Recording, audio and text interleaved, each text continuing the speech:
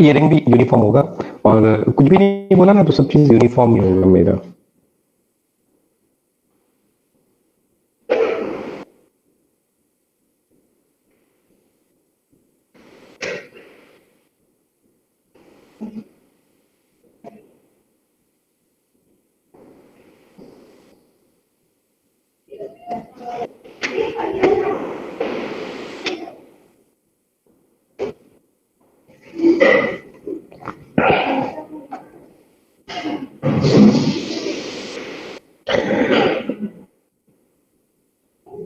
ये एक semi circular ring है।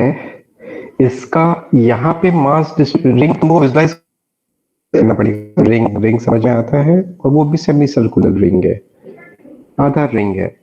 तो यहाँ पे मास है क्या? नहीं सर। यहाँ पे मास नहीं है। मास यहाँ पे है, ये वाला पार्ट में। और ये वाले पार्ट का मास m है, रेडियस r है। अब हमें इसका सेंटर ऑफ मास निकालना है। सेंटर ऑफ मास निकालना तो सबसे पहले हम क्या करेंगे? जनरल एलिमेंट में ओरिजिन माने नहीं, ओरिजिन माने ओरिजिन मानेंगे, ओरिजिन मानेंगे, एक्स एक्सिस मानेंगे और x y axis axis y मानेंगे। एक्सिस बनाएंगे। हाँ, ये सब हो गया। इसके बाद थोड़ा सा फील करोगे तो समझ में आएगा कि यहाँ पे सेंटर ऑफ मास का कौन सा कोऑर्डिनेट आएगा, एक्स कोऑर्डिनेट या वाई कोऑर्डिनेट। सिर्फ वाई आएगा। सिर्फ वाई कोऑर्डिनेट आएगा तो हम लोग वाई सी एम वाला फॉर्मूला यूज करेंगे। सर वाई कैसे? इंटीग्रेशन वाई, ये जो लाइन है, ये लाइन के लेफ्ट साइड का डिस्ट्रीब्यूशन देखो, राइट साइड का डिस्ट्रीब्यूशन देखो, सेम है कि हाँ नहीं? सेम है सर। सेंटर मास इस लाइन में लाइक करेगा कि नहीं? हाँ सर बस समझा। तो सेंटर मास का सिर्फ वाई कोऑर्डिनेट आएगा। और ना, अगर मैं r/2 पे एक लाइन ड्रॉ करूंगा एग्जैक्टली बीच में, तो इस लाइन के ऊपर का मास डिस्ट्रीब्यूशन और नीचे का मास डिस्ट्रीब्यूशन सेम है क्या? नहीं सर। नहीं सर। तो सेंटर ऑफ मास r/2 पे लाई करेगा। नहीं सर। और इस पॉइंट के देखो, इस पॉइंट के ऊपर का मास डिस्ट्रीब्यूशन नीचे का मास डिस्ट्रीब्यूशन सेम है। नहीं। तो सेंटर ऑफ मास इस पॉइंट पे भी लाइन करेगा, तो सेंटर ऑफ मास कहीं लाई करेगा। इतना समझ में आया कि सेंटर ऑफ मास यहां से लेके यहां तक के बीच में कहीं लाई करेगा, ये वर्टिकल लाइन। हाँ सर समझा। इसके एग्जैक्टली मिड पॉइंट पे नहीं होगा, बट इस यहां से लेके यहां तक के बीच में कहीं होगा। सेंटर ऑफ मास का वाई कोऑर्डिनेट आएगा। अब हमें सेंटर ऑफ मास निकालने के लिए एलिमेंट मानना पड़ेगा। ये रिंग है, इस रिंग के पास क्या है? Length, area, volume. लेंथ है। मतलब इसका मास किस में डिस्ट्रीब्यूटेड है? लेंथ में, एरिया में, वॉल्यूम में। इसका मास देखो यहाँ पे है, वो लेंथ पे डिस्ट्रीब्यूटेड है। तो इसमें एक छोटा सा एलिमेंट लेते हैं हम।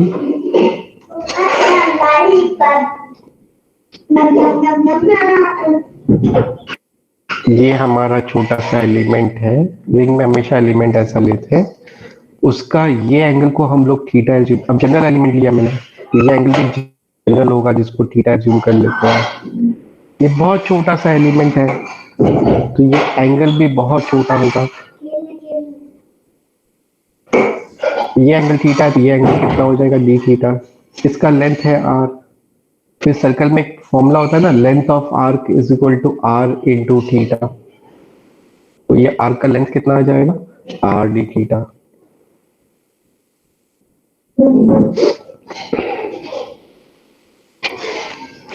यहां तक किसी को कोई डाउट है? नहीं सर। अब हम लोग डीएम निकालेंगे। बताओ डीएम कितना आएगा? Sir m/πr into are D theta. आगे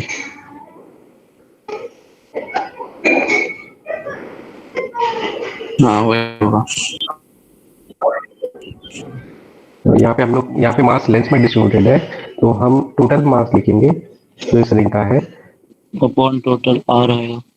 टोटल लेंथ लिखेंगे, टोटल लेंथ लिखेंगे, जो लेंथ कितना है पाई आर।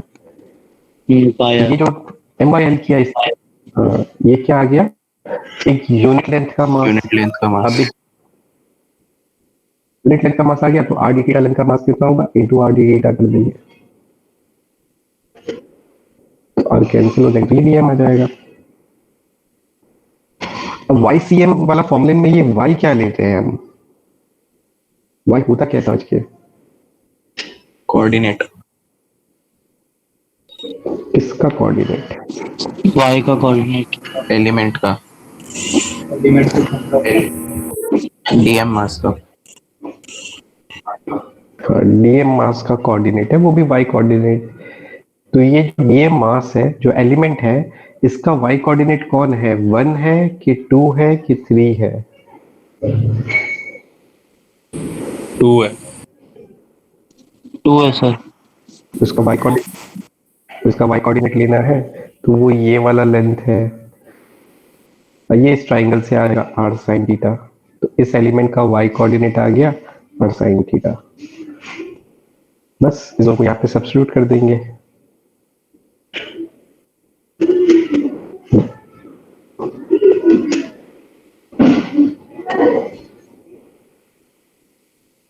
और नीचे जो डीएम का इंटीग्रेशन है, डीएम का इंटीग्रेशन का मतलब सारे छोटे छोटे डीएम का सम, सारे छोटे छोटे डीएम का सम को डायरेक्टली हम क्या लिख सकते हैं, एम लिख सकते हैं। तो m कैंसिल हो जाएगा, r और पाई कांस्टेंट है बाहर आ जाएगा, इंटीग्रेशन के अंदर सिर्फ साइन थीटा बचेगा। अब लिमिट्स आएगा, लिमिट्स थीटा का आ रहा है, और थीटा जो है वो एलिमेंट का ये एंगल है, एलिमेंट सिर्फ ये नहीं है, बहुत सारे एलिमेंट है, पहला एलिमेंट का थीटा देखो, फिर लास्ट एलिमेंट का थीटा देखो, तो थीटा का लिमिट्स कहां से कहां तक आ जाएगा,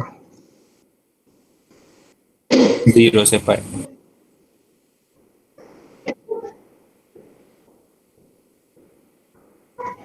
जीरो से लेके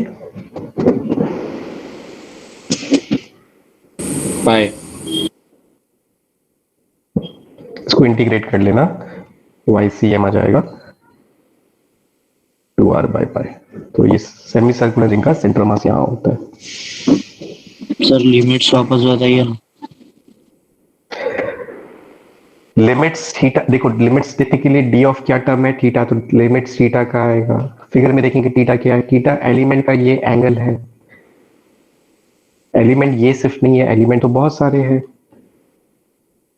सबसे पहला एलिमेंट कहाँ पे है, सबसे पहला एलिमेंट यहाँ पे है, तो उसका थीटा कितना है 0 डिग्री, और ऐसे कर करके लास्ट एलिमेंट कहाँ पे, यहाँ पे, इसका थीटा कितना है 180 डिग्री, तो लिमिट 0 से 180 आएगा।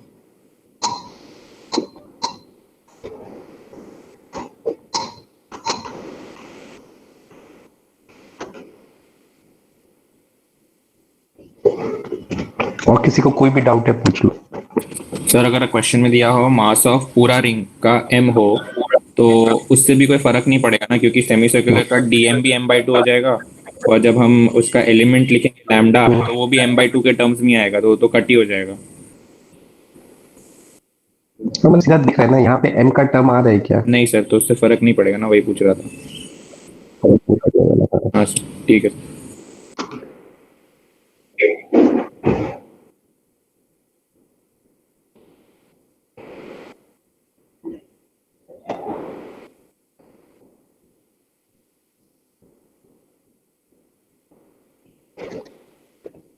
और ये रिंग हमारा बहुत बार आएगा, रिंग में हमेशा एलिमेंट ऐसा ही मानेंगे, तो ये आप लोगों को याद रखना पड़ेगा।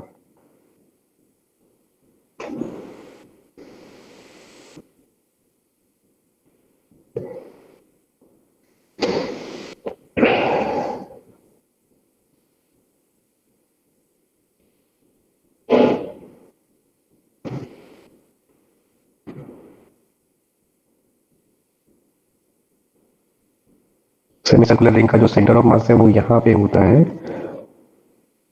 और ये वाला डिस्टेंस कितना आता है 2r बाई पाई, ये हमें याद रखना है।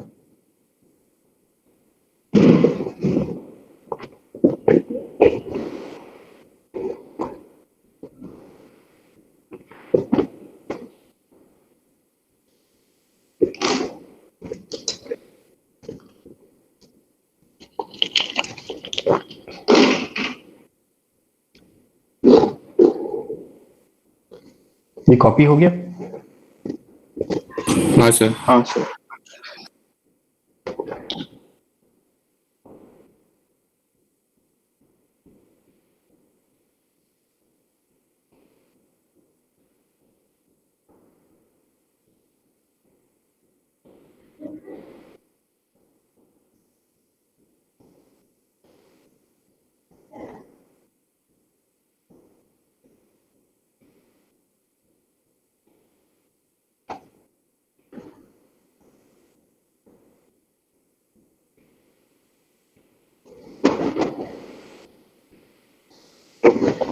अब हम लोग सेंटर ऑफ मास निकालेंगे सेमी सर्कुलर डिस्क का।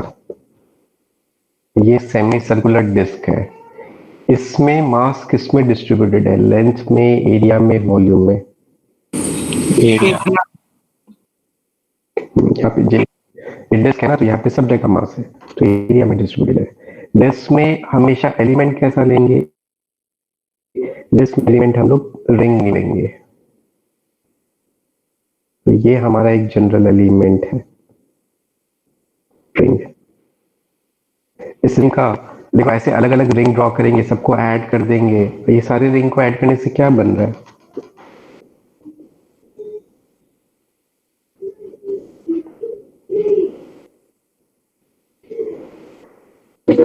सारे रिंग को ऐड करने से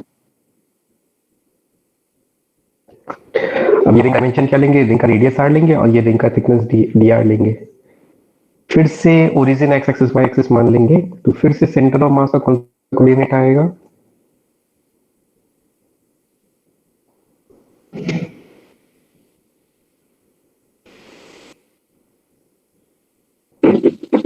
वाई कोऑर्डिनेट। तो वाई डीएम फिर से निकालेंगे। डीएम बताओ कितना आएगा? m by pi r square pi r dr।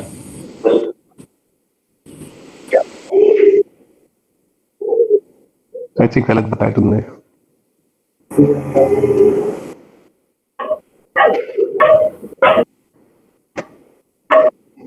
Unit mass का एरिया इंटू इसका area DM element. Total mass by total area. Total area कितना है? पाई आर स्क्वायर है कि पाई आर स्क्वायर बाई 2 है? अच्छा। Pi square. और एलिमेंट का इनटू एरिया ऑफ, अब ये एक यूनिट एरिया का मास आ गया। अब यूनिट एरिया का मास आ गया तो एलिमेंट का मास कैसे निकालेंगे? एलिमेंट के एरिया से मल्टीप्लाई कर देंगे। एलिमेंट का एरिया कैसे लिखेंगे? एलिमेंट का लेंथ जो कि सेमी सर्कल है तो पाई आर होगा, इनटू एलिमेंट का थिकनेस जो कि डी आर है। तो एलिमेंट का एरिया हो जाएगा एलिमेंट का लेंथ जो कि पाई आर है इनटू एलिमेंट का थिकनेस डी आर। तो ये हमारा डीएम आ गया।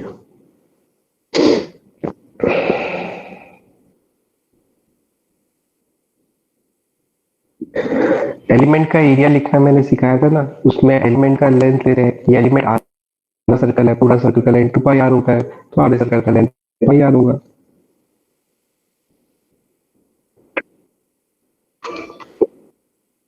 फिर थिकनेस कर देंगे, एलिमेंट का थिकनेस डी आर है।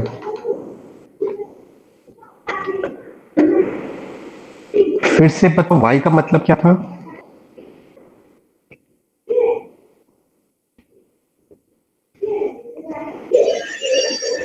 एलिमेंट का वाई कोऑर्डिनेट। वाई एलिमेंट का वाई कोऑर्डिनेट था कि एलिमेंट के सेंटर ऑफ मास का वाई कोऑर्डिनेट था? हाँ सर, एलिमेंट का सेंटर ऑफ मास का। तो ये जो हमारा एलिमेंट है इसका सेंटर ऑफ मास कहाँ पे है? ये element basically semi circular ring है। सेमी सर्कुलर रिंग का सेंटर मास अभी हमने ढूंढा 2 आर बाई पाई पे है।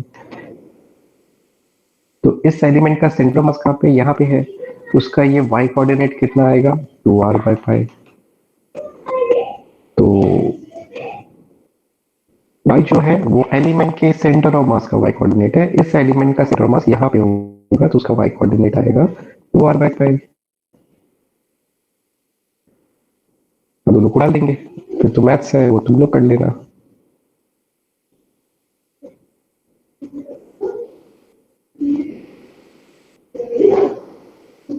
डीएम का इंटीग्रेशन को डायरेक्टली हम लिख देंगे। स्मॉल आर का लिमिट आएगा, स्मॉल आर एलिमेंट का रेडियस है, पहला एलिमेंट यहाँ होगा तो उसका स्मॉल आर 0 होगा, लास्ट एलिमेंट यहाँ पे होगा तो उसका स्मॉल आर कैपिटल आर के इक्वल होगा। तो लिमिट्स आएगा 0 से कैपिटल आर। ये इंटीग्रेशन तुम लोग कर लेना, ये इंटीग्रेशन से YCM आ जाता है 4r/3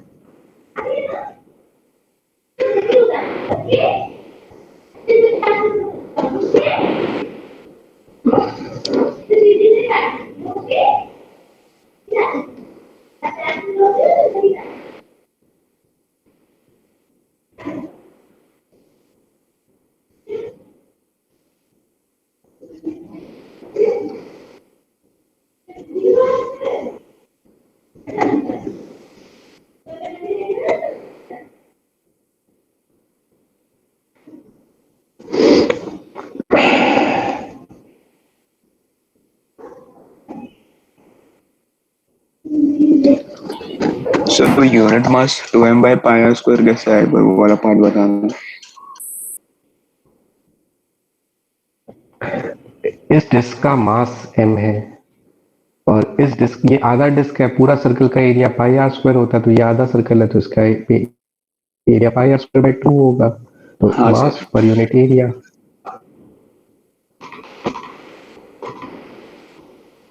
और किसी को कोई भी डाउट है?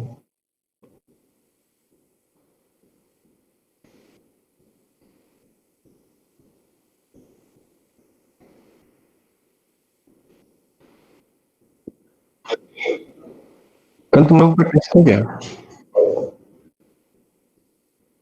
कल टेस्ट कब है? नेक्स्ट नहीं सर, 17 को है। 17 को।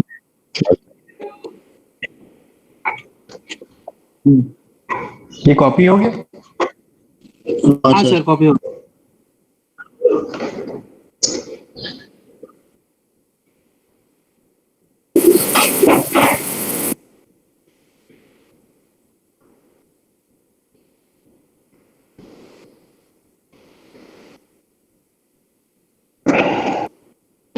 अब ये सॉलिड हेमिस्फीयर है, फिर से विजुलाइज करना पड़ेगा कि ये सॉलिड हेमिस्फीयर है।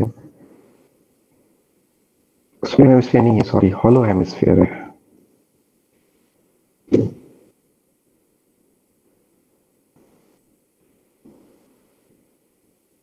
अब ये हॉलो हेमिस्फीयर है तो ये अंदर से खाली है, इसका मास जो है वो सिर्फ यहीं पे है, तो इसका मास किसमें डिस्ट्रीब्यूटेड है? लेंथ में, एरिया में, वॉल्यूम में? एरिया में। इसका भी मास एरिया में डिस्ट्रीब्यूटेड है। इसमें हम लोग, ये हॉलो हेमिस्फीयर है तो इसमें एलिमेंट कैसा लेंगे? इसको विजुलाइज करो। हाँ, अंदर से खाली है और ये हेमिस्फीयर है, सरफेस है, ये लाइन नहीं है। विजुलाइज करो, एक स्फीयर है, आधा स्फीयर जो अंदर से खाली है। तो इसमें जो एलिमेंट लेंगे ना वो हम लोग ऐसे रिंग लेंगे। अब ऐसे अलग अलग रिंग को हम लोग ऐड करेंगे तो पूरा हेमिस्फीयर बनेगा कि नहीं? हाँ सर। हाँ हाँ सर। तो याद रखना, हॉलो हेमिस्फीयर में हमारा एलिमेंट कैसा होता है? रिंग होता है, सरफेस पे रिंग है।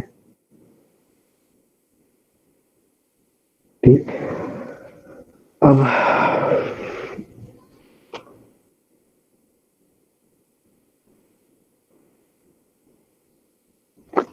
फिर से वही, ये लेंथ r होगा, ये एंगल थीटा एज्यूम कर लेते हैं, तो ये वाला एंगल हो जाएगा d थीटा।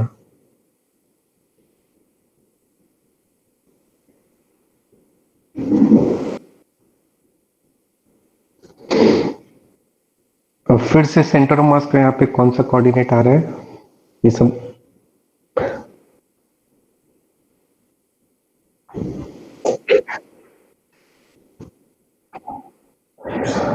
अब फिर से हम dm निकालेंगे। dm फिर से total mass divided by total area. अब हेमिस्फीयर है तो उसका एरिया स्फीयर का आधा होगा, पूरे स्फीयर का एरिया होता है 4/3, तो उसका एरिया होगा 2/3 पाई आर। सॉरी, कैसे?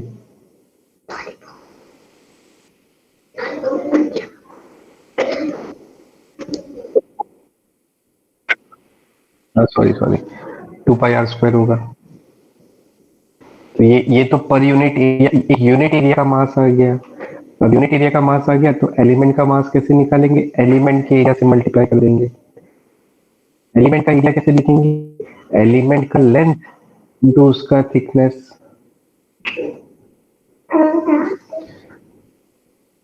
अब जब एलिमेंट का लेंथ लिखेंगे तो एलिमेंट का रेडियस कौन है? 1 है कि 2 है कि 3 है?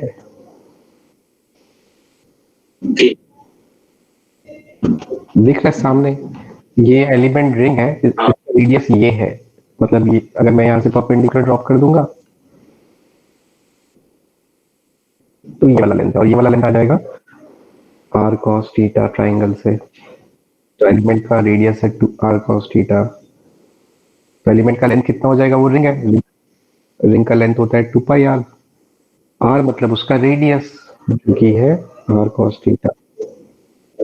ये एलिमेंट का लेंथ है, एलिमेंट का थिकनेस हो जाएगा r d थीटा। तो total mass by total area into area पानी pi into area of the element. Element का एरिया होगा एलिमेंट का लेंथ इनटू एलिमेंट का थिकनेस। एलिमेंट का लेंथ होगा 2πr, उसमें r उसका रेडियस होगा जो कि r cos थीटा, और thickness r d theta.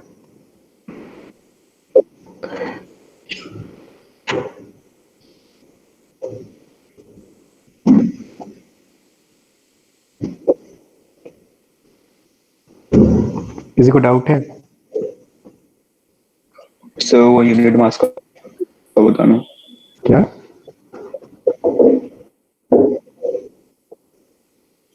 Sir unit mass का m/2πr²।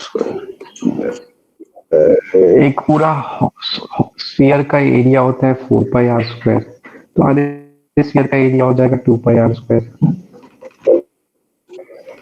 हाँ सर समझा। तो मैंने टोटल मास लिखा डिवाइडेड बाय टोटल एरिया लिखा, तो ये मास पर यूनिट एरिया आ गया, मतलब यूनिट एरिया का मास आ गया, इनटू एरिया ऑफ एलिमेंट से मल्टीप्लाई करना है।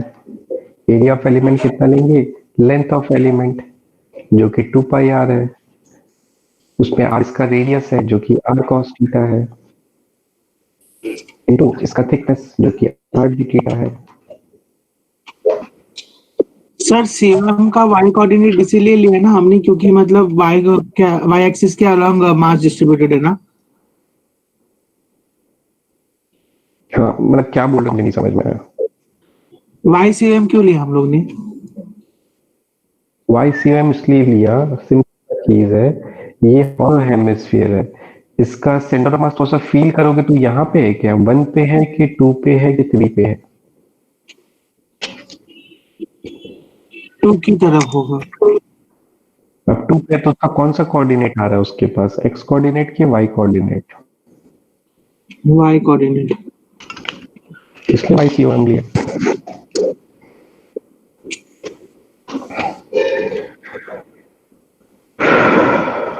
और किसी को कोई डाउट है?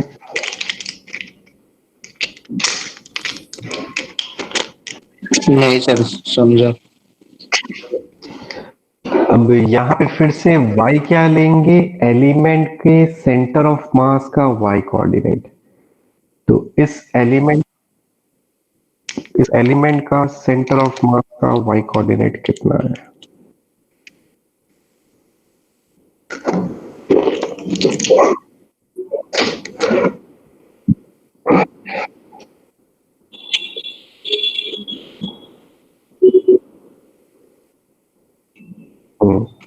एलिमेंट पूरा रिंग है, रिंग का सेंटर, अब पूरा रिंग है, आधा रिंग नहीं है, पूरा रिंग है, पूरा रिंग का सेंटर ऑफ मास उसके सेंटर पे लाई करेगा। तो ये रिंग हाँ। एलिमेंट का सेंटर मास क्या होगा? इसका y कोऑर्डिनेट मतलब ये distance basically r sin theta है इस ट्रायंगल से। ये r sin थीटा, तो एलिमेंट के सेंटर ऑफ मास का y कोऑर्डिनेट आ जाएगा r sin थीटा। अब इसके आगे मैं नहीं करूंगा, तुम लोग कर लेना। इससे इसको हम लोग यहाँ पे डाल देंगे तो फिर हमारा YCM आ जाएगा। किसी को याद है कितना आता है? r/2। तो इसमें YCM हमारा आ जाएगा R/2। इंटीग्रेशन मैं नहीं करके दिखाऊंगा, इंटीग्रेशन करना हम लोगों को आता है।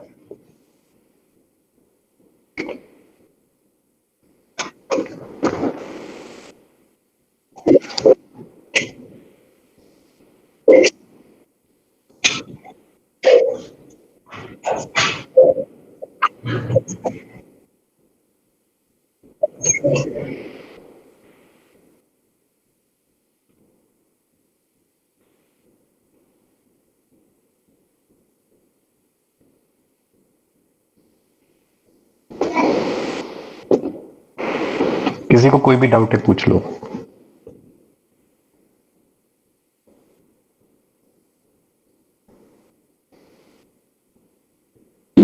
सर लिमिट्स 0 से कहाँ तक लेंगे इसमें?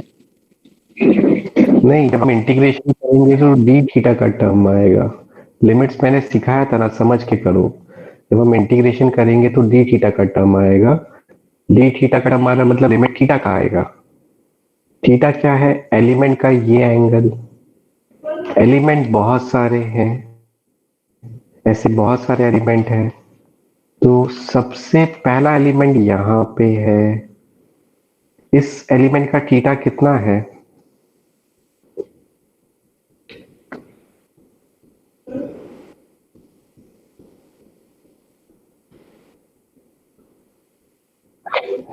अरे थीटा ये एंगल है, 0 है सर। इस एलिमेंट का कितना है? 0 है। और सबसे लास्ट एलिमेंट यहाँ पे है, इस एलिमेंट का थीटा कितना है? π/2। तो यहाँ पे लिमिट्स जो आएगा वो थीटा का आएगा। इनिशियल एलिमेंट यहाँ पे तो उसका इनिशियल थीटा है 0। लास्ट एलिमेंट, फाइनल एलिमेंट यहाँ पे तो उसका थीटा है π/2। तो यहाँ पे जो लिमिट्स आएगा वो आएगा 0 से π/2।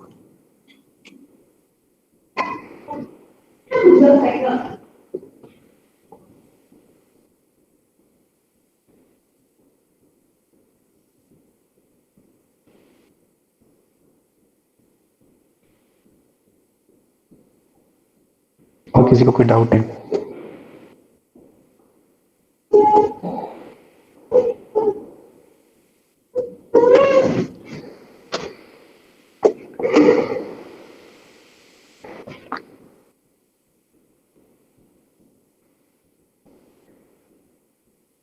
अब ये सब चीज अगर तुम लोग सुनोगे तो तुम लोगों का कंसेप्ट क्लियर नहीं होगा। जब तक खुद से नहीं सॉल्व करोगे ना तो तब तक कंसेप्ट क्लियर नहीं होगा। तो अभी अच्छे से सुनो, समझो, और लेक्चर के बाद खुद से सॉल्व करने का ट्राई करो, तभी तुम लोगों का कंसेप्ट क्लियर होगा। सर वो हम पीसी में तो डायरेक्ट वो करते थे ना, रिंग होता था तो 2r/π कुछ ऐड करते थे तो ऐसे सोचते क्यों हो? मतलब एक रिंग है, यूनिफॉर्म है, इसका सेंटर ऑफ मास तो सामने दिख रहा है। कहाँ पे होगा? 2r/π पे होगा कि सेंटर पे होगा? सेंटर पे होगा। तो फिर क्यों हम फालतू में उल्टा सीधा काम करें? हमें दिख रहा है सामने सेंटर पे होगा इसका सेंटर ऑफ मास। अच्छा ठीक है सर, नहीं वो थोड़ा शॉर्ट वाला था, मैं वही सोच रहा था। क्या शॉर्ट, क्या मोड? समझो ना, बस समझोगे तो सब समझ में आएगा। सेंटर ऑफ मास का मतलब तो समझो, उससे सब समझ में आएगा। हाँ हाँ सर, हाँ सर। अब ये सॉलिड हेमिस्फीयर है, तो इसमें मास कहाँ पे है? Length, area, volume? Mass volume में डिस्ट्रीब्यूटेड है।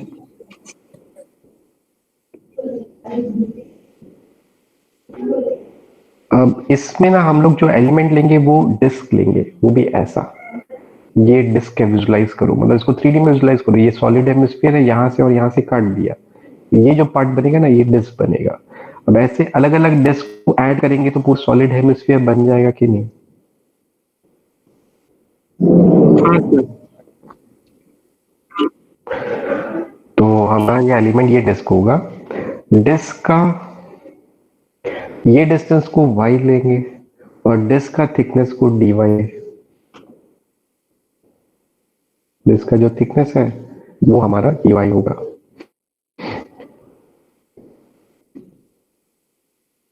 ये लेंथ r है, ये डिस्टेंस y है। तो इस ट्राइंगल से पाइथागोरस लगाएंगे तो हमारा डिस्क का रेडियस आ जाएगा। इस ट्राइंगल पे पाइथागोरस लगाओ, डिस्क का रेडियस कितना आ रहा है?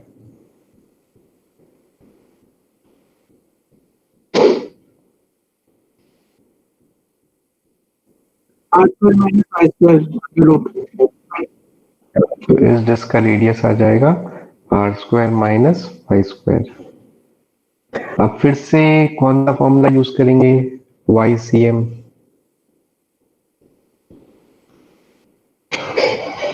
डीएम फिर से लिखेंगे, डीएम हो जाएगा total mass by total volume, क्योंकि मास वॉल्यूम में डिस्ट्रीब्यूटेड है। पूरे स्फीयर का वॉल्यूम 4/3 होता है, तो इसका वॉल्यूम होगा 2/3 by R cube into volume of element. अब एलिमेंट का वॉल्यूम कैसे लिखते थे हम? Area into thickness. टू एलिमेंट को surface area into thickness. Surface area याद रखना, क्योंकि एरिया बहुत तरह का होता है। तो ये एलिमेंट डिस्क है, इसका ये सरफेस है, इस सरफेस का एरिया कितना है? Pi R square. क्योंकि पूरा सर्कल है ये सरफेस। अब पाई आर स्क्वायर, उसमें आर इसका रेडियस है जो कि इतना है, तो pi into R square into इस डिस्क का थिकनेस सामने दिख रहा है कितना है? dy dy। ये डीएम आ गया total mass by total area into नहीं, total mass by total volume into volume of element. Volume of element हो गया सरफेस एरिया, जो कि पूरा सर्कल है इसका सरफेस, तो उसका एरिया पाई आर स्क्वायर होगा, और इसका रेडियस लेंगे इंटू इसका थिकनेस।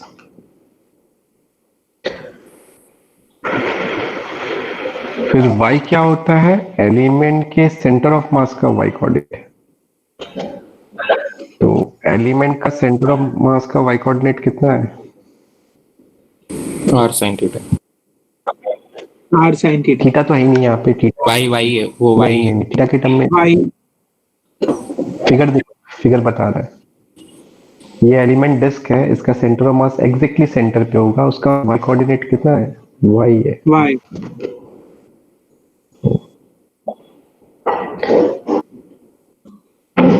लिमिट्स किसका आ रहा है?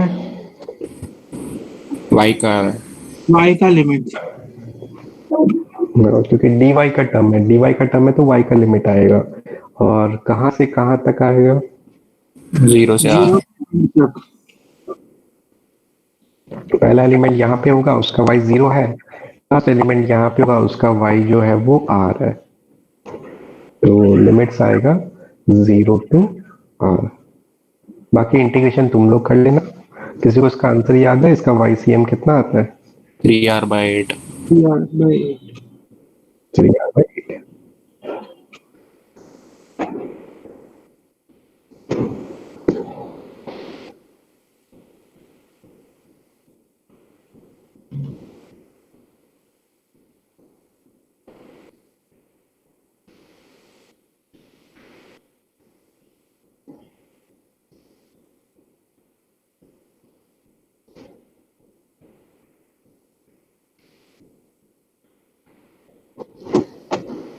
ये सब याद रखना है।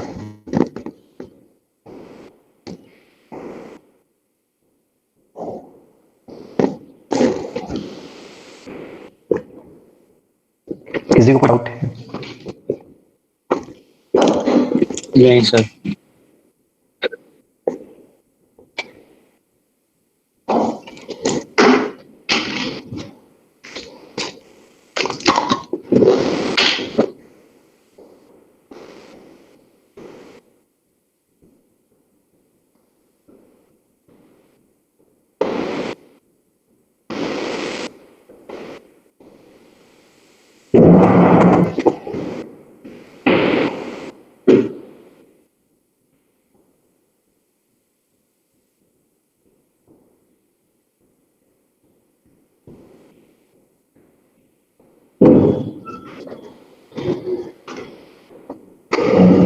ये सब खुद से डिराइव करना तभी होगा, सिर्फ सुनोगे तो नहीं होगा, 2 दिन बाद भूल जाओगे।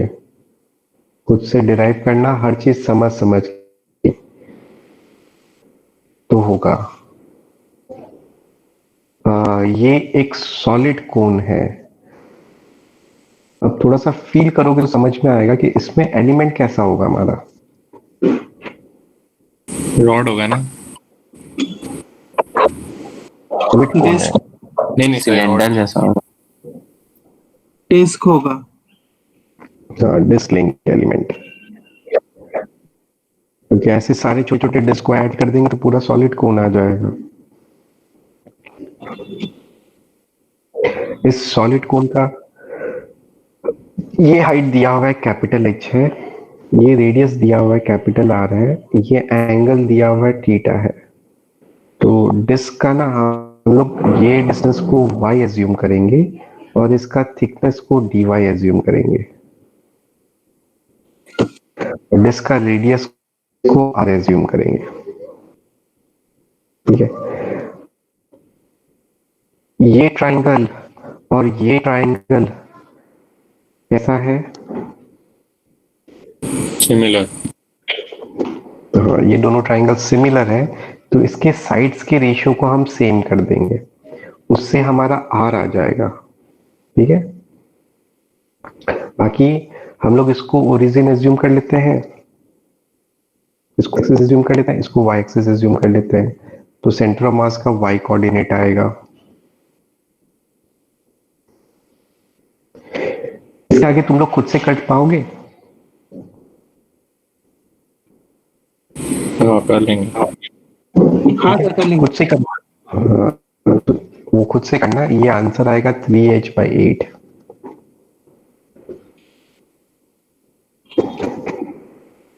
तो 4 आता है ना, 3h सर h/4 और h/3 का हाँ हाँ, तो 3h/4 आता है। 4 है। हाँ सॉरी, 3h/4। और ये तो ऊपर से डिस्टेंस है, ऊपर से 3h/4 है, तो नीचे से कितना होगा? h/4। h/4। हाँ हाँ, दोनों बात जनरली हम नीचे से याद रखते हैं, नीचे से याद रखते हैं तो h/4 होगा।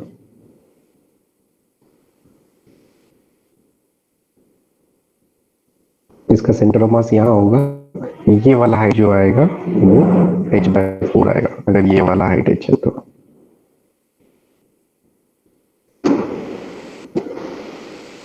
ट्राई करना, जरूर ट्राई करना, इससे तुम लोगों का इंटीग्रेशन करने का हैबिट बनेगा, और इंटीग्रेशन कैसे करते हैं कंसेप्ट क्लियर होंगे, बहुत जरूरी है, क्योंकि तुम लोग 11-12 पढ़ चुके होंगे। फिजिक्स में मैक्सिमम क्वेश्चन या फिर मैक्सिमम कंसेप्ट ऐसे ही होता है कि नहीं, एलिमेंट लेके इंटीग्रेट करना है।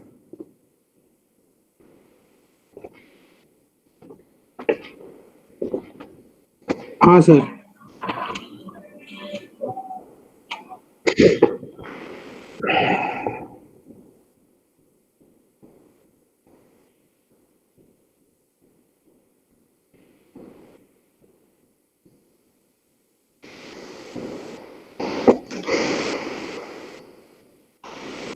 ये कॉपी हो गया? Yes sir. हाँ सर। अब हम लोग फिर अब मैं और डेरिवेशन नहीं कराऊंगा, तुम लोग करना। हॉलोकोन का किसी को याद है सेंटर ऑफ मास कहाँ होता है? नीचे से h/3 पे। h/3 नीचे से। हाँ, हॉलोकोन का अगर ये हाइट h है तो सेंटर ऑफ मास यहाँ होगा, ये डिस्टेंस जो आएगा वो h/3 आएगा।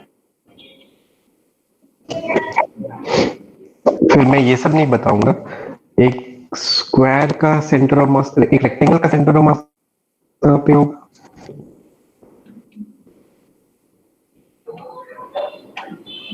बीच में L/2 का ज्योमेट्रिकल सेंटर। ज्योमेट्रिकल सेंटर बीच में होगा। ऐसे बोल सकते हैं point of intersection of diagonal पे होगा। हाँ ट्रायंगल का सेंटर ऑफ मास कहाँ पे होगा? ट्रायंगुलर प्लेट का h/3 नीचे से। सेंट्रॉइड में होगा, बोल सकते हैं। हाँ हाँ सर। तो ये सब मैं लिखा भी नहीं रहा हूँ, जिसको लिखने का मन है लिख लो। ये डायगोनल के इंटरसेक्शन में होता है, इसका सेंट्रॉइड में होता है, मतलब ये सब देख के समझ में आता है।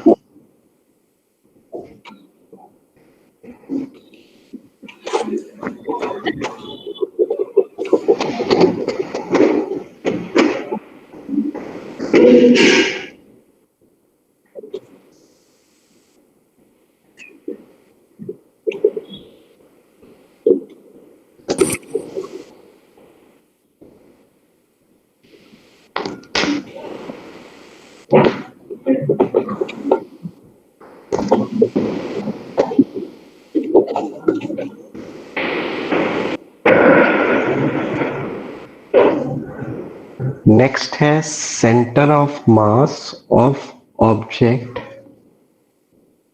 With cavity. अब ये कैविटी जो है ना, हमारा फर्स्ट टाइम है, मतलब मैं फर्स्ट टाइम पढ़ा रहा हूं, तो कैविटी आगे चल के बहुत सारे चैप्टर्स में आते हैं। कौन से चैप्टर्स में आते हैं? इलेक्ट्रोस्टैट्स में होता है। और आरबीडी। आरबीडी में आते हैं, और ईएमएफ में आते हैं।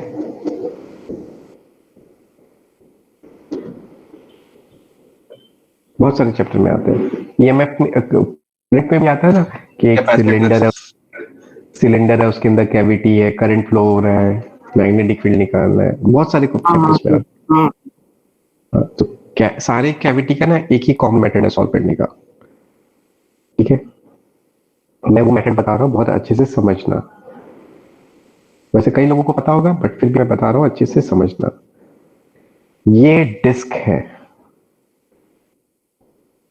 ये डिस्क में यहाँ पे कैविटी है। कैविटी है मतलब खाली जगह। कैविटी का मतलब याद रखना क्या होता है, खाली जगह। यहाँ पे कुछ नहीं है, खाली है। और यहाँ पे मास है। तो ये एम मास किसका है? एम मास का ये बताओ, मैं बता रहा हूं। ये फर्स्ट का है कि सेकंड का है कि थर्ड का है? थर्ड का है। थर्ड का है। ध्यान रखना है एम किसका मास है, एम किसका मास है। क्योंकि अब ये जो कैविटी है ना, खाली जगह पे हम लोग ना रख देते हैं, एक डिस्क रख देते हैं प्लस वाला और एक डिस्क रख देते हैं माइनस वाला। बट वो रखने से पहले ये जो खाली जगह वाला होगा और ये जो पूरा डिस्क होगा, इसका और इसका क्या सेम होगा? मास सेम है, एरिया सेम है, डेंसिटी सेम है। डेंसिटी। इन दोनों का क्या सेम होगा? डेंसिटी। तो ये डिस्क जिस मटेरियल का बना हुआ है ना, उसी मटेरियल का एक प्लस डेंसिटी का हम लोग डिस्क रख देंगे और एक माइनस डेंसिटी का डिस्क रख देंगे, अगर इसका डेंसिटी प्लस प्लस ये है तो। अब ये प्लस और माइनस दोनों रखे तो ये मिला के कितना इफेक्ट आएगा इसका?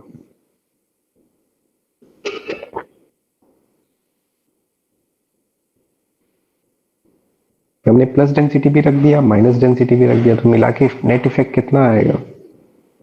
0। कोई इफेक्ट नहीं आएगा, बस इफेक्ट नहीं। ध्यान रखना, ये डिस्क प्लस और माइनस डेंसिटी का मतलब क्या है? थ्योरेटिकली है, कोई मतलब प्रैक्टिकली नहीं रख रहे, थ्योरेटिकली रख रहे। नेगेटिव डेंसिटी, नेगेटिव मास प्रैक्टिकली पॉसिबल नहीं है, थ्योरेटिकली रख रहे हैं।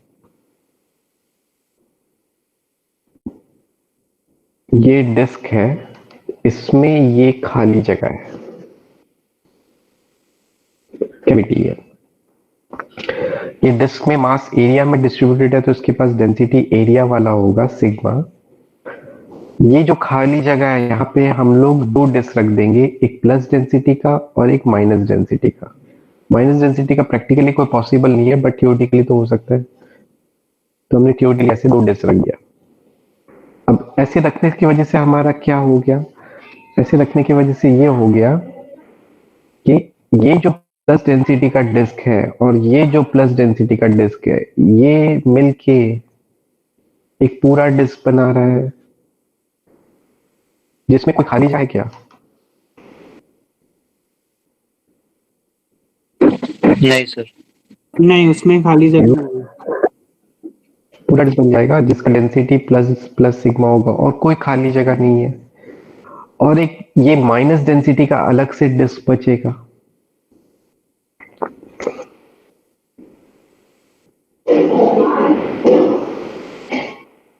ये एक अलग से छोटा सा डिस्क बचेगा जिसका डेंसिटी माइनस सिग्मा होगा, और ये दोनों को ऐड करेंगे हम। तो यहाँ पे ना पहले एक डिस्क था और उसमें खाली जगह था, अब मैंने प्लस डेंसिटी और माइनस डेंसिटी रख दो, उसकी वजह से कितना डिस्क बन गया यहाँ पे?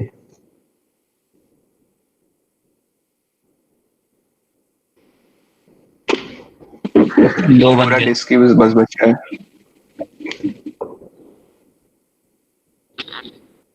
उसकी वजह से 2 डिस्क बन गया, और वो दोनों डिस्क में कहीं कोई खाली जगह है, कहीं कोई कैविटी है? नहीं सर।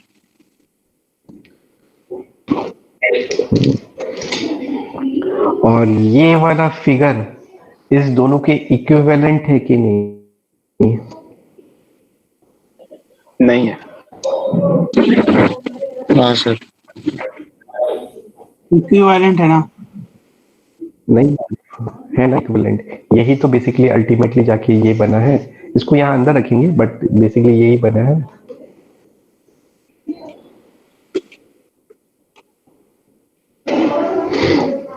सब पहले वाले में प्लस डेंसिटी भी है ना?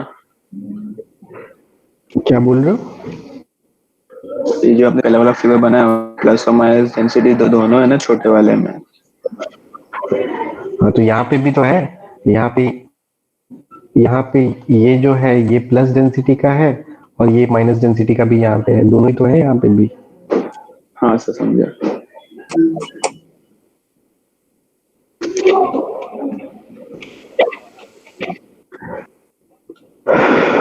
अब ये दोनों डिस्क को ना हमें ऐड करना है कि सबट्रैक्ट करना है? ऐड करना। अब अगर मैं ये माइनस साइन हटा दूं, इसको भी प्लस ले लूं, तो अब ऐड करना है कि सबट्रैक्ट करना है? सबट्रैक्ट करना है। इसको ऐसे भी सोच सकते हैं कि एक पूरे डिस्क से इतना डिस्क हटा देंगे तो फिर ये बनेगा कि नहीं कैविटी? हाँ सर। हाँ सर। यहां तक किसी को कोई डाउट है?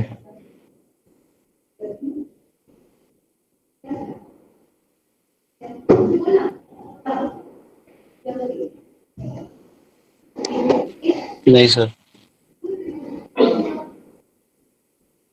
अब हम लोग फिर से इसको ओरिजिन मान लेंगे, इसको एक्स एक्सिस मान लेंगे, इसको वाई एक्सिस मान लेंगे। यहाँ पे सेंटर ऑफ मास का कौन सा कोऑर्डिनेट आएगा?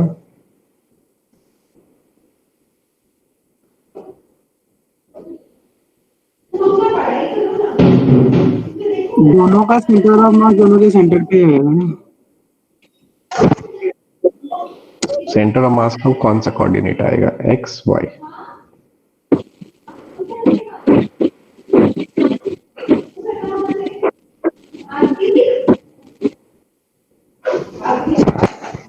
दोनों आएंगे।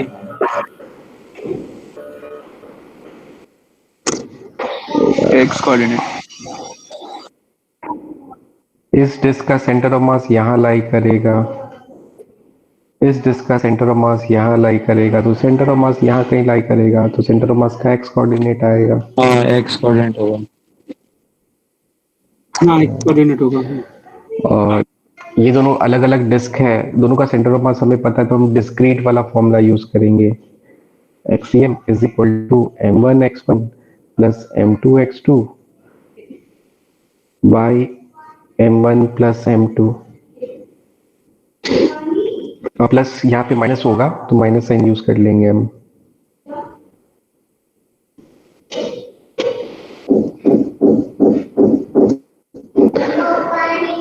अब मास को लिख सकते हैं हम डेंसिटी इनटू एरिया। तो m वाला जो मास है उसको हम लिख देंगे, डेंसिटी तो सबका सेम है, दोनों डिस्क का सेम है, इस डिस्क का भी सेम है, इस डिस्क का भी सेम है, तो m1 वाला मास हो जाएगा डेंसिटी इंटू a1, और m2 वाला मास हो जाएगा डेंसिटी इंटू a2।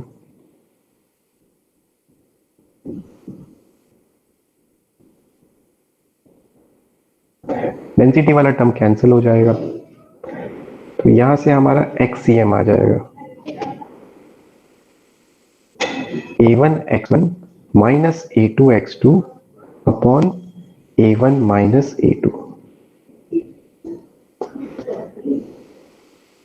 अब अच्छे से समझ के बताओ, यहाँ पे वन कौन है? वन ये वाला है कि पूरा है? तो फर्स्ट है कि सेकंड है? वन फर्स्ट है कि सेकंड है?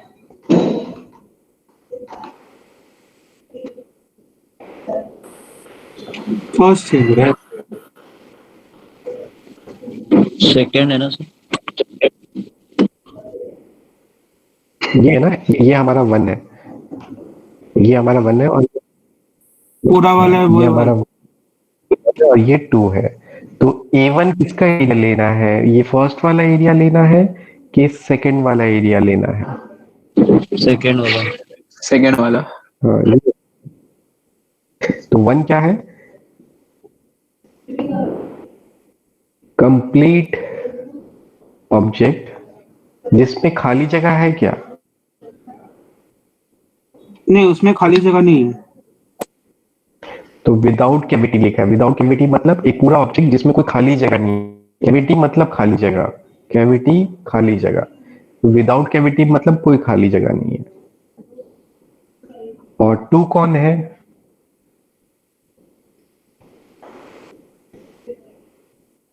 वो कैविटी वाला पार्ट।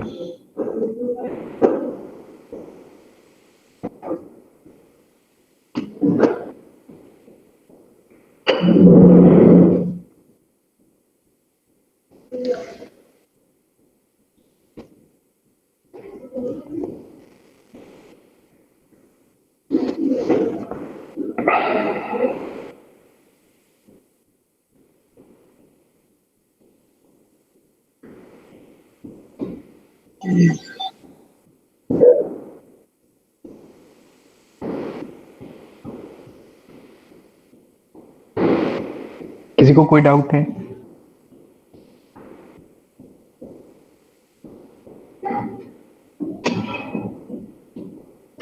नहीं सर।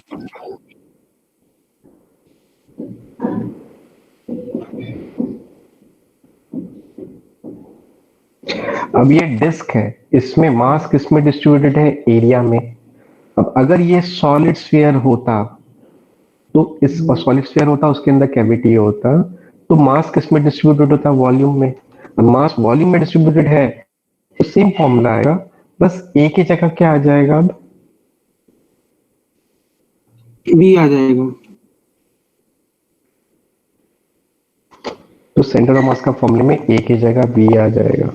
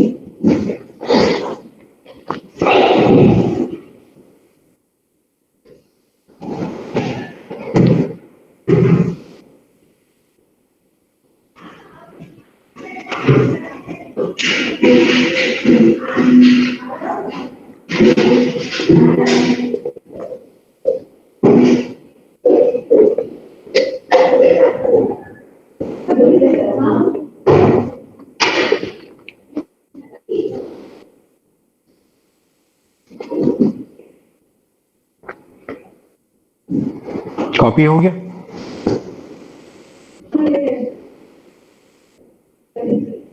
सर एक सेकंड। कॉपी हो जाए तो बोल देना।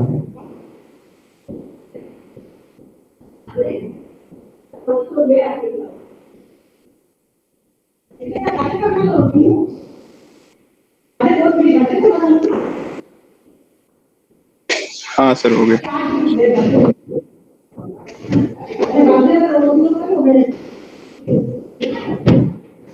अब ये वाला क्वेश्चन हमने सॉल्व नहीं किया था, मैंने तो एक जनरलाइज करके बता दिया था कंसेप्ट। तो हम लोग ये वाला क्वेश्चन सॉल्व करेंगे।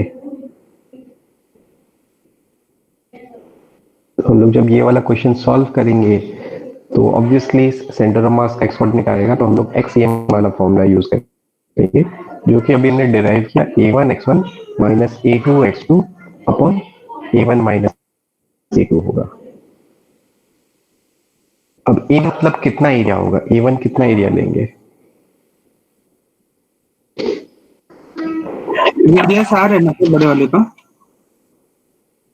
हाँ, रेडियस, बड़े डिस्क का रेडियस आर है और ये जो कैविटी है वो सरकमफ्रेंस को टच कर रहा है और सेंटर को टच कर रहा है।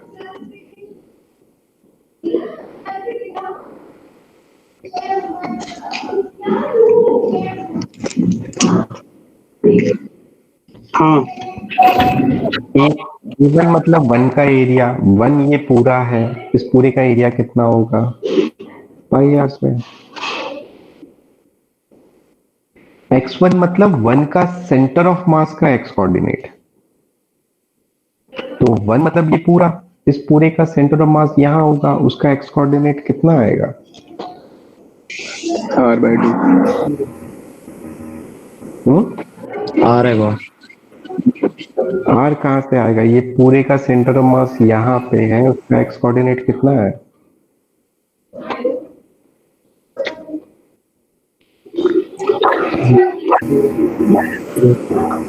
हाँ सर, आ आएगा। अरे r नहीं आएगा। रहेगा। फिगर तो देखो, फिगर में सब दिख रहा है, समझो फिगर को।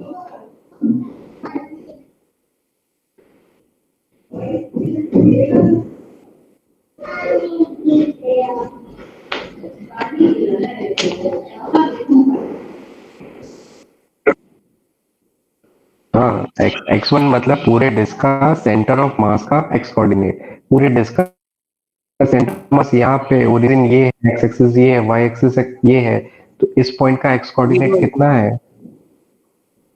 ओरिजिन पे है ना ये तो, अब ओरिजिन पे तो इस पॉइंट का x कोऑर्डिनेट कितना होगा? 0 होगा। समझ में आया?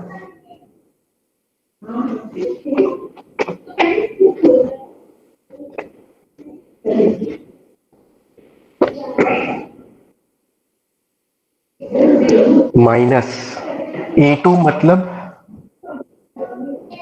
A2 मतलब इस सेकंड डिस्क, हाँ, अब सेकंड डिस्क का देखो, ये सेंटर है और ये सरकमफ्रेंस है, तो ये डिस्टेंस r है, ये डिस्टेंस r है, तो सेकंड डिस्क का रेडियस कितना होगा? r/2। r/2। सेकंड डिस्क का रेडियस r/2 होगा, तो सेकंड डिस्क का एरिया कितना हो जाएगा? पाई पाई आर r/2। हाँ, और x2 मतलब सेकंड डिस्क का सेंटर ऑफ मास का x कोऑर्डिनेट कितना आएगा? r/2 आएगा। अपॉन 1 माइनस A2, यहाँ से हमारा आंसर आ जाएगा।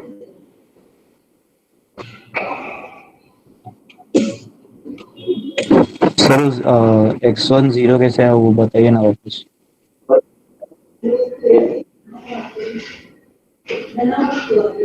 ये देखो ना, r/6 आ रहा है क्या?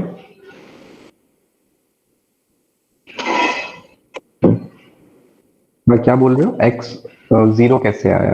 देखो, इसको इसको अच्छे से समझो। अगर हम लोग सेंटर ऑफ मास निकाल रहे हैं किसी ऑब्जेक्ट का विद कैविटी, अगर मास एरिया में डिस्ट्रीब्यूटेड है, जो कि डिस्क में है, तो सेंटर ऑफ मास निकालने का ये फॉर्मूला यूज करेंगे। इसमें 1 कौन होगा? 1 होगा पूरा object without cavity. Without cavity मतलब कोई खाली जगह नहीं, एक पूरा ऑब्जेक्ट है जिसमें कोई खाली जगह नहीं है। और 2 मतलब क्या है? कैविटी। कैविटी मतलब वो खाली जगह, 2 उस खाली वो खाली जगह। x1 1 का सेंटर ऑफ मास का x कोऑर्डिनेट है, x2 2 का सेंटर ऑफ मास का x कोऑर्डिनेट है। तो यहाँ पे अगर मैं ये फॉर्मूला लगाऊंगा तो A1 मतलब, 1 मतलब कौन? पूरा ऑब्जेक्ट जिसमें कोई खाली जगह नहीं है, तो A1 उसी का एरिया होगा, x1 उसी सेंटर ऑफ मास का x कोऑर्डिनेट होगा। अब ये पूरे डिस्क का सेंटर ऑफ मास हमें पता है सेंटर पे लाई करेगा, पूरे डिस्क का सेंटर ऑफ मास सेंटर पे लाई करेगा, वो ओरिजिन है, ओरिजिन का x कोऑर्डिनेट कितना होता है? 0 ही होता है, तो x1 0 आ जाएगा। अब ये जो छोटा सा डिस्क है, इसका सेंटर ऑफ मास इसके सेंटर पे लाई करेगा, इसका ये डायमीटर है r, तो इसका रेडियस हो जाएगा r/2, तो इसके सेंटर ऑफ मास इसके सेंटर पे लाई कर, उसका x कोऑर्डिनेट कितना आएगा? r/2 आएगा।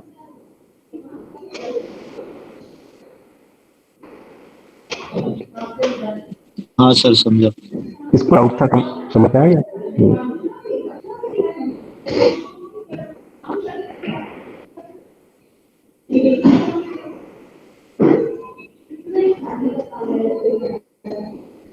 तो ये हम हर बार करेंगे। हाँ, ये तुम लोग समझ के फील करके याद रखो कि कभी भी कैविटी आएगा, कैविटी मतलब खाली जगह, तो वहां पे हम लोग प्लस डेंसिटी और माइनस डेंसिटी रख देंगे। अब ऐसे रखने की वजह से कितने ऑब्जेक्ट बन जाएंगे? दो ऑब्जेक्ट, एक तो पूरा ऑब्जेक्ट जिसमें कोई खाली जगह नहीं है, और एक छोटा सा ऑब्जेक्ट। और ये दोनों ऑब्जेक्ट हम ऐड करते हैं, सब्ट्रैक्ट करते हैं, सब्ट्रैक्ट करते हैं। अगर दोनों को प्लस लेंगे डेंसिटी तो सब्ट्रैक्ट करेंगे।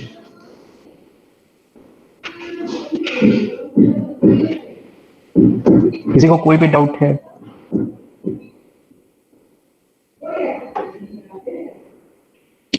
नहीं सर समझ गए। अब ये डिस्क की जगह स्फीयर है। अब स्फीयर है तो इसके पास कौन सा वाला डेंसिटी होगा?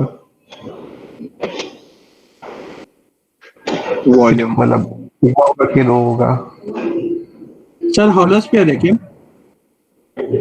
Solid sphere, cavity, hollow sphere में ऐसे कभी कैविटी हो सकता है क्या? सॉलिड स्फीयर है, सॉलिड स्फीयर में ऐसे कैविटी हो सकता है। अब यहाँ पे सेंटर ऑफ मास निकालने के लिए इसका तुम ट्राई करो तो। हाँ इसका सर। सेंटर ऑफ मास कहाँ आएगा?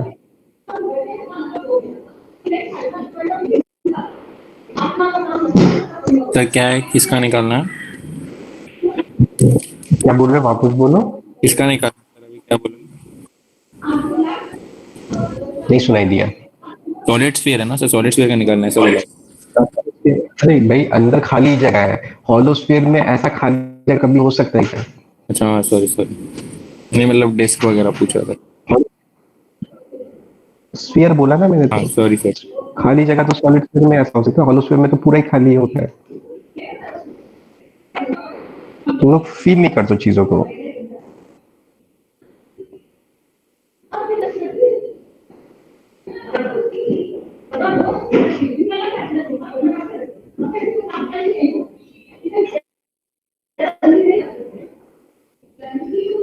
R/14 है सर। मुझे नहीं पता आंसर, मैं तो ऐसे दे दिया।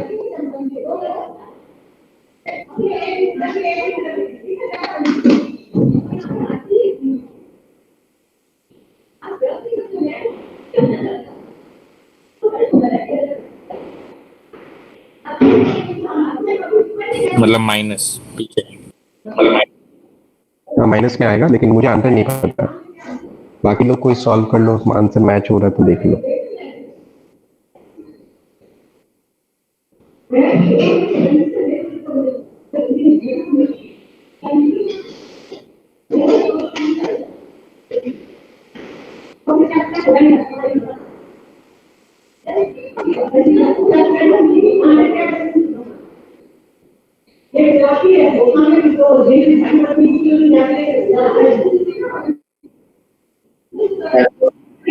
क्या क्या? हाँ हाँ वही है।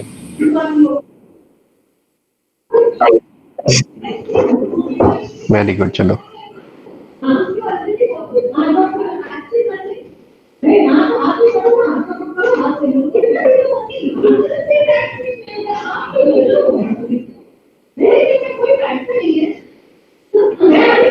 -R/14 आएगा।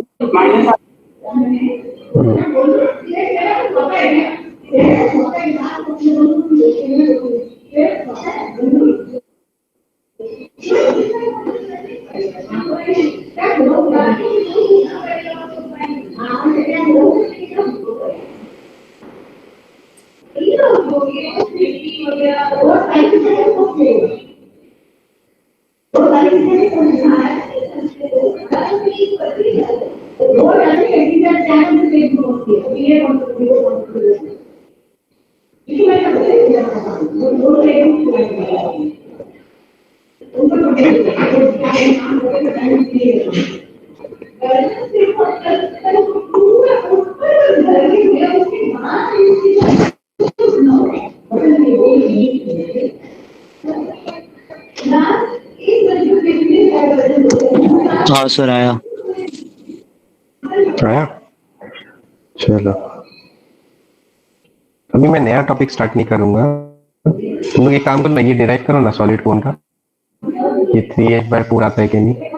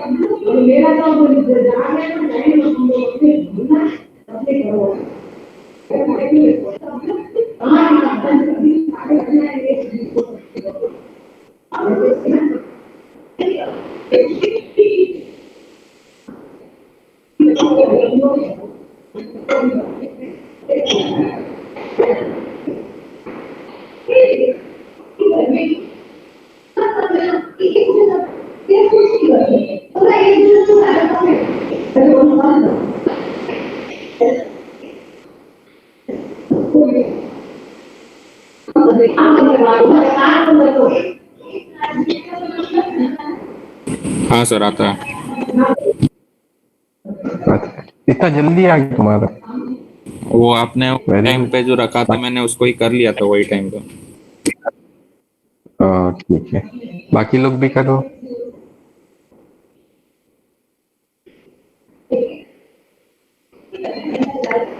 सबसे पहले सिमिलर ट्रायंगल का प्रॉपर्टी लगाओ, उससे आ रहेगा।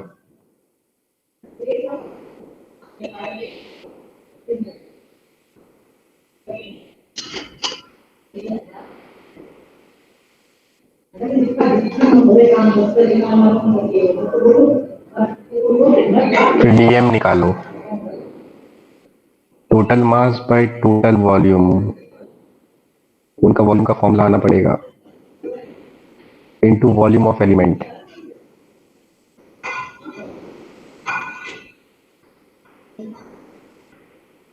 फिर सेंटर ऑफ मास का वाई कोऑर्डिनेट देखो, लिमिट्स देखो।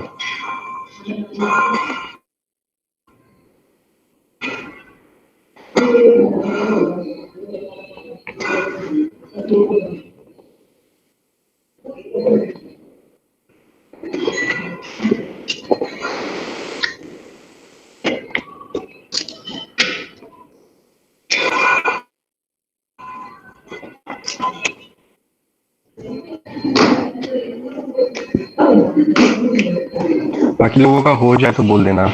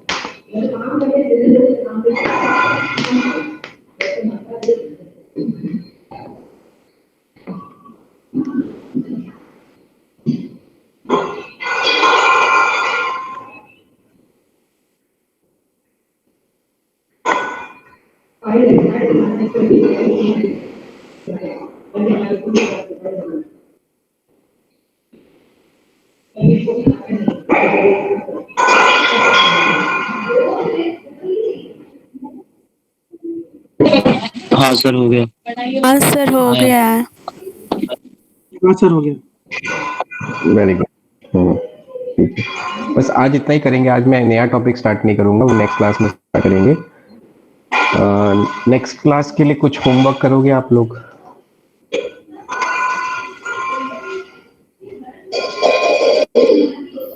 बचा है सर सब वर्क पावर सर्कुलर आप बोलिए। एक सेकेंड ना, मैं पहले मैं सेंटर ऑफ मास दे देता हूँ। सेंटर मास का मैंने कुछ होमवर्क दिया था क्या? सेक्शन ए दिया था। सेक्शन ए दिया था। आज के लिए? आज के लिए दिया था sir. Section A next class में डिस्कस करूंगा, आज डिस्कस नहीं किया मैंने। और क्या करना है? वर्क फॉर एनर्जी का करना है क्या? दोनों का एक्सरसाइज टू पार्ट 2 कर लें। नहीं हो पाएगा। वनडे क्लास है क्या? हाँ जनरली जब रोज रहता है वैसे ही रहेगा।